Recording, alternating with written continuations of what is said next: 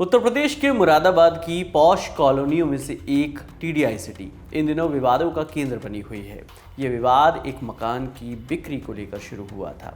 इस सोसाइटी में रहने वाले डॉक्टर अशोक बजाज ने अपना मकान डॉक्टर इकरा चौधरी को बेच दिया, लेकिन इस सौदे के सामने आने से हंगामा खड़ा हो गया। टीडीआई सोसाइटी में रहने वाले लोगों ने इसका विरोध करते हुए धरना प्रदर्शन किया।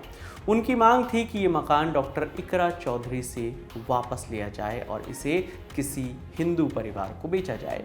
इसे लेकर कॉलोनी के लोग डीएम और स्थानीय विधायक से भी मिले और आखिरकार इकरा चौधरी को इस घर को बेचना ही पड़ा।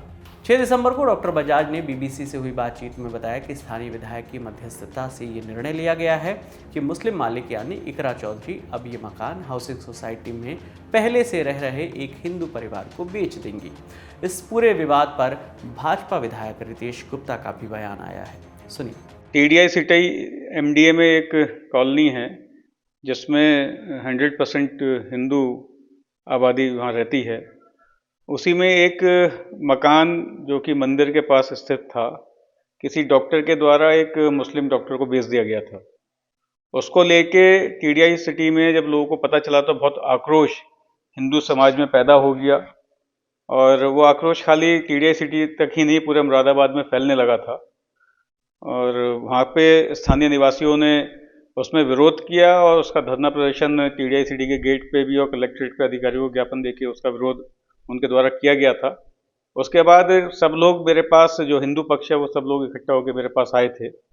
उसके बाद मैंने उसका संज्ञान लेने के बाद मैंने उसमें मध्यस्थता की और जो मुस्लिम पक्ष था, मुस्लिम पक्ष के लोगों को मैंने अपने जन सहयोग कार्यालय पे कल बुलाया था, बुला के उनसे बात करी थी। उसमें वार्ता के दौरान ये तय हुआ है कि मुस्लिम पक्ष वो मकान वापस किसी हिंदू को बेचेगा और जो टीडीआई सिटी का ही निवासी होगा या अन्य कोई भी होगा, और उसमें यही समझौता इसमें कराया गया है। उसके बाद टीडीआई सिटी में जाके उस समझौते से मैंने सब लोगों को अवगत करा दिया है और अवगत होने के बाद वो लोग सब टीडीआई सिटी के निवासी सब लोग बहुत संतुष्ट हैं और अब वहाँ पे कोई भी मकान किसी मुस्लिम को नहीं बेचा जाएगा। जो भी बेचा जाएगा वो स्थानीय हिंदू को, उस टीडीआई सिटी में रहने वालों को या अन्य किसी हिंदू व्यक्ति को ही वो मकान बेचा जाएगा। भारत का संविधान हर नागरिक को देश में कहीं भी बसने और संपत्ति खरीदने का अधिकार देता है। संविधान के अनुच्छेद 19(1) के ई में इसका प्रावधान है, लेकिन ये अधिकार शायद कागजों तक सीमित रह गया है क्योंकि यहाँ हमारी कॉलोनी और हमारा धर्म जैसे अनकहे नियम संविधान से ऊपर नजर आते हैं। डॉक्टर अशोक बजाज, जिन्होंने ये घर डॉक्टर इकरा को बेचा था, वो मुरादाबाद शहर में एक आई हॉस्पिटल चलाते हैं और इस सोसाइटी में पिछले 6 साल से रह रहे थे। उनका कहना है कि उन्होंने ये मकान एक मुस्लिम दंपत्ति को बेचा था। दोनों डॉक्टर हैं और दोनों परिवार पिछले 40 सालों से एक दूसरे को जानते हैं। उन्होंने ये भी कहा कि बेवजह ही इस मकान की बिक्री पर इतना हंगामा हुआ और उन्होंने कभी सोचा नहीं था कि ये मामला इतना बड़ा हो जाएगा। वहीं टीडीआई सिटी सोसाइटी में रहने वाले अरविंद अग्रवाल का कहना है कि इस मकान के बिकने से सोसाइटी में डर का माहौल बन गया है। यहाँ पहले से तय था कि किसी दूसरे समुदाय के परिवार को मकान नहीं बेचा जाएगा। पूरी सोसाइटी में भय का माहौल है, ऐसा यहाँ पे रहने वाले अरविंद अग्रवाल का कहना है। तो हमने कॉलोनी बसाई थी तेनेजा ग्रुप ने, तभी तय हुआ था ये कॉलोनी में दूसरे समुदाय के किसी व्यक्ति को रजिस्ट्री नहीं कराई जाएगी। उन्होंने वो रजिस्ट्री करा दी और उसके बाद उन्होंने बताया कि मैंने इस पर रजिस्ट्री कर दी है और वो चले गए। पूरी कॉलोनी वासियों में भय का और असुरक्षा का माहौल है। मंदिर के सामने इनका मकान है लगभग, और हमारी मांग ये है शासन प्रशासन से मुरादाबाद के कि इस मकान को जो है, ये जो जिसने भी लिया दूसरे समुदाय के व्यक्ति ने, उसे हमारे ही समुदाय के व्यक्ति को वापस दिलवाया जाए। जो भी पैसा उन्होंने उसको दिया वो पैसा कॉलोनी वाले देने को तैयार हैं। वहीं डॉक्टर बजाज का कहना है कि उन्होंने मुस्लिम दंपत्ति को पड़ोसियों से बेहतर तालमेल और सौहार्द बनाने के इरादे से परिचित कराया था, लेकिन इसके बाद ही विरोध शुरू हो गया। उन्होंने कहा कि इस घर की बिक्री को लेकर जो प्रतिक्रियाएं सामने आ रही हैं वो पूरी तरह से अप्रत्याशित हैं। इस कॉलोनी में पहले से ही कुछ मुस्लिम परिवार रहते हैं और पड़ोसियों से हमारा अच्छा संबंध रहा है।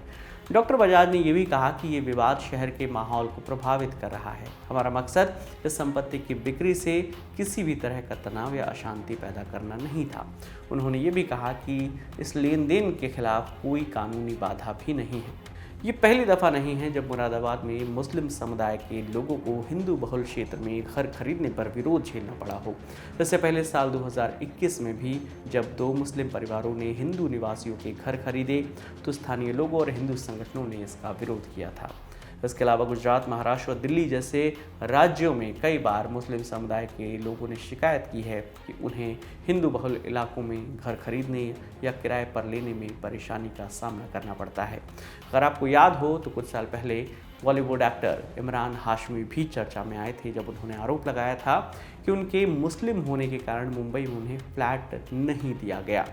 तो ऐसे में सवाल उठता है, क्या समाज में ऐसी दीवारें हमेशा खड़ी रहेंगी? क्या कभी हम इन दीवारों को तोड़कर एक ऐसा भारत बना पाएंगे जहां धर्म, जाति और पहचान के बिना लोग सिर्फ इंसान बनकर रह सकें? ये कहानी सिर्फ एक घर की नहीं बल्कि उस मानसिकता की है जो अपने डर और पूर्वाग्रहों के चलते किसी को अपना और किसी को पराया बना देती है।